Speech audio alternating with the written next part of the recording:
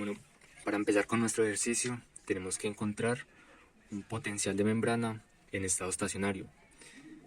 Este potencial de membrana es como si tuviéramos un voltímetro, como se muestra en la imagen, y pusiéramos la punta positiva dentro de la membrana y la punta negativa fuera.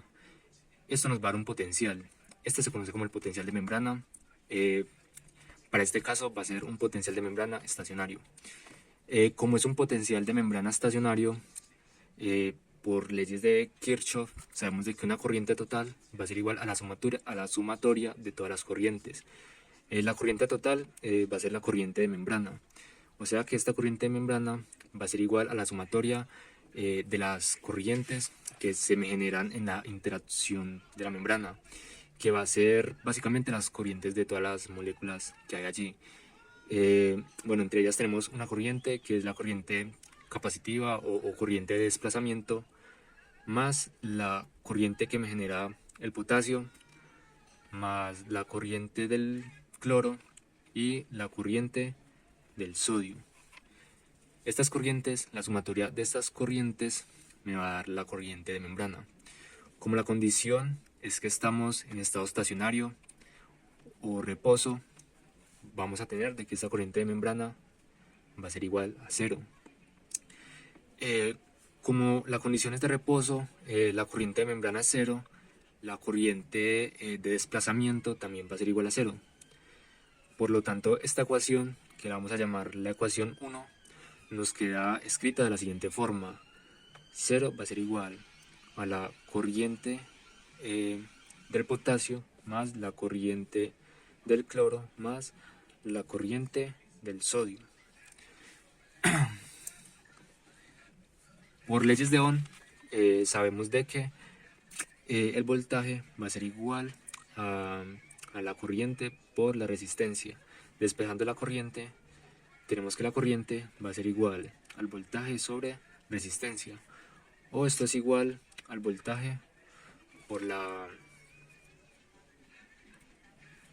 O esto es igual al voltaje por la conductancia. Que la conductancia es el inverso de la resistencia. Esto para circuitos eléctricos. Como estamos como estamos analizando pues el voltaje de la membrana, el reposo, tenemos que introducir un potencial que ya se encuentra en la membrana, que se conoce como el potencial de equilibrio o potencial de Nernst. Por lo tanto, la corriente va a ser igual al voltaje de membrana menos un potencial de Nernst pues, asociado por la conductancia. Esta va a ser nuestra ecuación 2. Ahora vamos a reemplazar la ecuación 2 en la ecuación 1. Reemplazando la ecuación 2 en la ecuación 1, nos va a quedar ya una expresión en términos de las conductancias del voltaje en reposo de la membrana, potencial de membrana en reposo y de los diferentes potenciales de Nernst para cada molécula.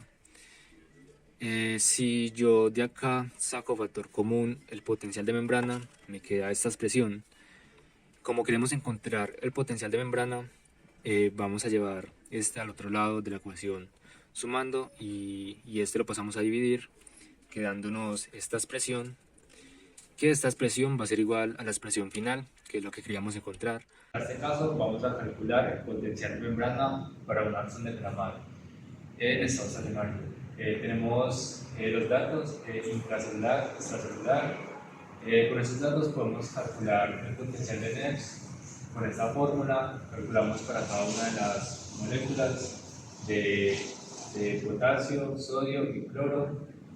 Luego de calcular los potenciales de Nernst y con las conductancias de cada una de las moléculas, procedemos a calcular con la ecuación obtenida anteriormente el voltaje para la membrana. Y el voltaje nos da el valor.